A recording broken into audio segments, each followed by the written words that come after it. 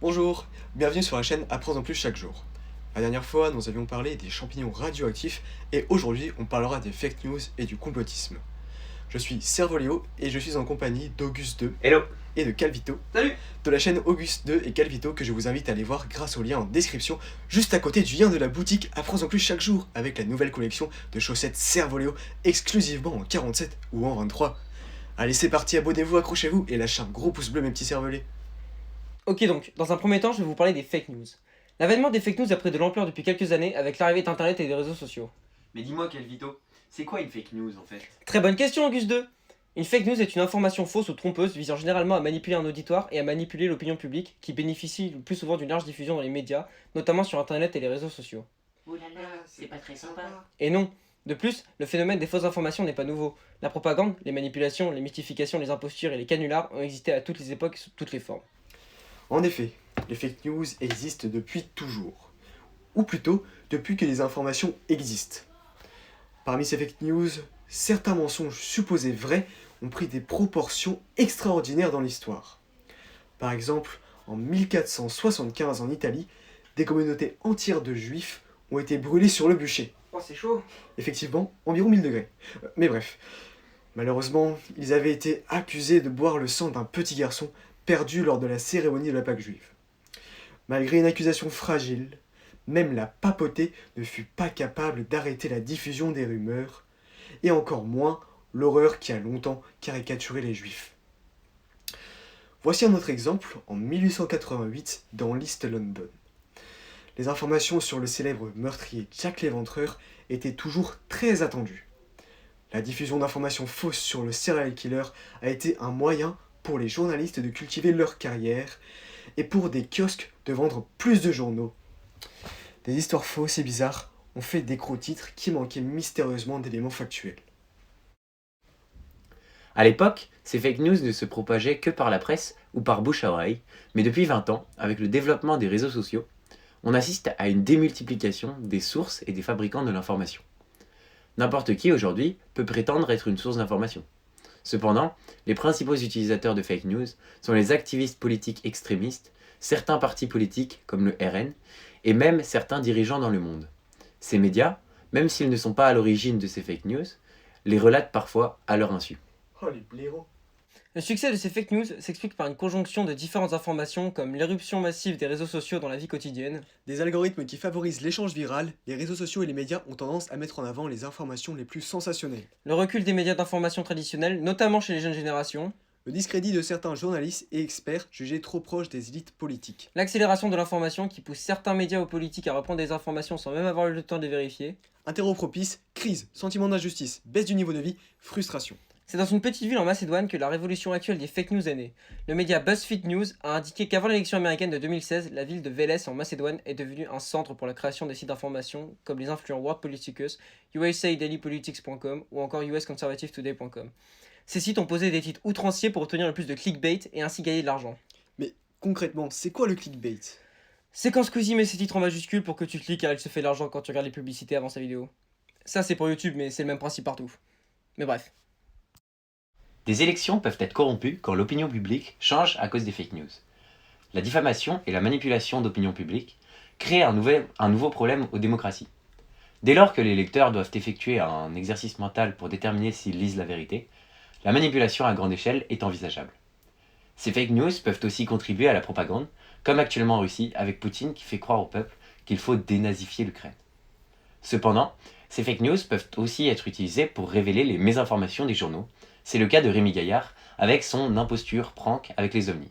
Qu'il est taquin. Autre exemple, l'Ukraine a publié récemment une sorte de fake news permettant de faire réagir les dirigeants politiques, en particulier français, sur la guerre. Elle consistait en une vidéo d'un faux bombardement de Paris, appelé « Si l'on tombe, vous tombez ». Toutes ces fake news peuvent aussi contribuer au développement du complotisme. Et oui, Jamy. Mais tout d'abord, il faut savoir faire la différence entre une théorie du complot et le complotisme.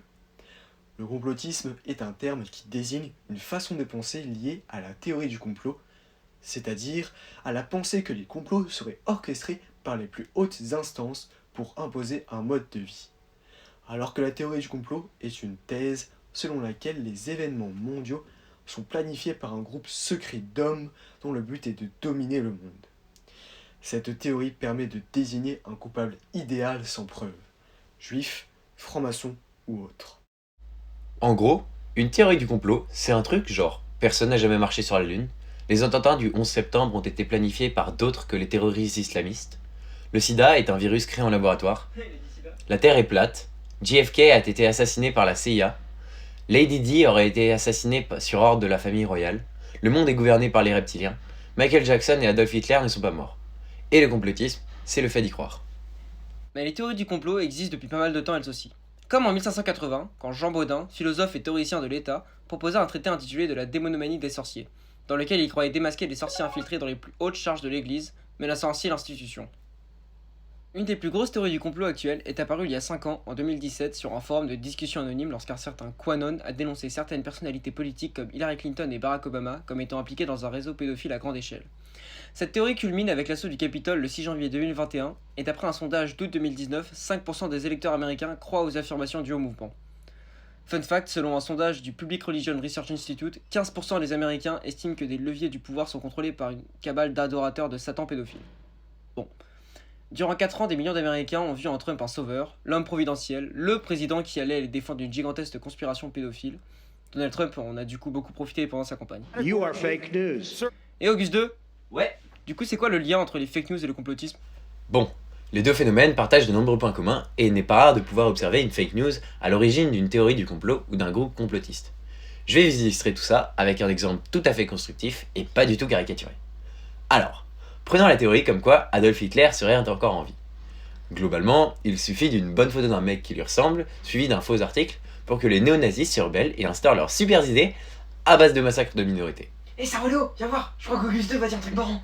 Imaginons que notre bon vieux Bruno, jardinier de 45 ans, père de famille, fan de golf et accessoirement un giga nazi, tombe sur ce faux article sur le site www.crois-nous-mon-ref-on-dit-la-vérité-voilà.fr sans vérifier ses sources. Il le poste sur Twitter pour son cercle de petits potes racistes et antisémites convaincus depuis toujours que leur leader adoré était encore en vie. Et pouf, leur communauté complotiste prend de l'ampleur, ils se mettent à vouloir réinstaurer les idées de leur tonton Adolphe, bam, 3ème guerre mondiale, bam, le lien social est fragilisé, bam, bataille nucléaire, bam, tout le monde est mort. Félicitations Bruno. Faut pas le laisser parler lui. On l'a vu, le micro des morts, on va s'en occuper.